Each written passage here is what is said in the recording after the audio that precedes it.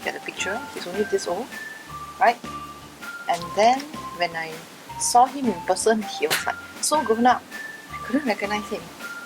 And the interaction with him was interesting because I think we broke the ice by playing chess with my son. And then Shem was like, okay, he played the chess with him. And lo and behold, he actually beat Shem to it. So that was kind of like an icebreaker. And then you played the... You played Taboo? No, not Taboo. What's that? The Twister. One? Twister. Yeah. So we played again. We still have a lot of photos about it. It's Yeah. still quite fun.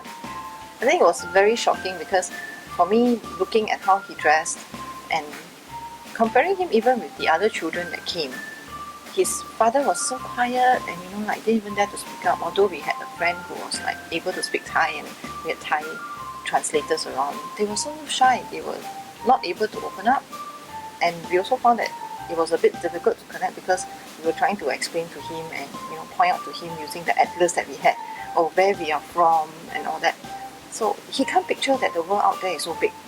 So then I realized that his world is so small and so limited.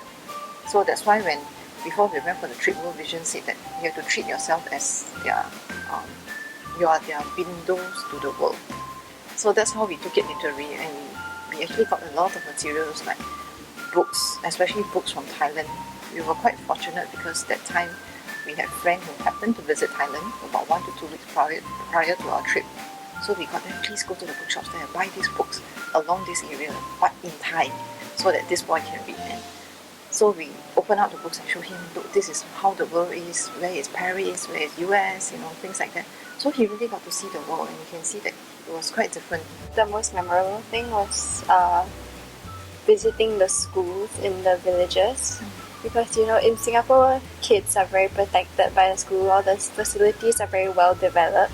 We have like air-conditioned computer labs, we have indoor sports hall, but over there they don't have these, and all their computers are very old. Their classrooms are very small and dark. So I think it was really an eye-opener because you actually see how people in these areas actually study, and they can actually produce results that may be even better than ours, even like when we are in such a developed country. I had the exposure and contact through a friend's sister when I was still like 13, 14.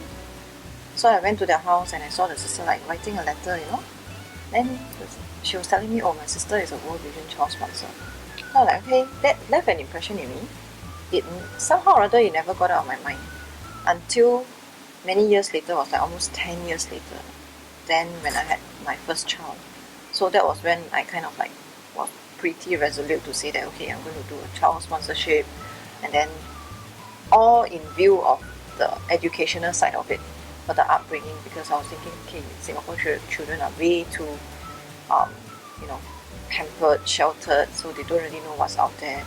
So when I did check out about World Vision, and having seen that it has been there around for so long, since the time I was still a student, I thought, why not go into it? Because it's something and I enjoyed letter writing, so I thought that's quite fun. So that's how I got started with the vision that I wanted my 2 children to, eventually the second one, the 2 kids to pick it up. It's kind of like leaving behind a legacy. Hopefully they will continue when they are much older, and they have their own financial standing, and also when they have their own family, so they can go on for generations.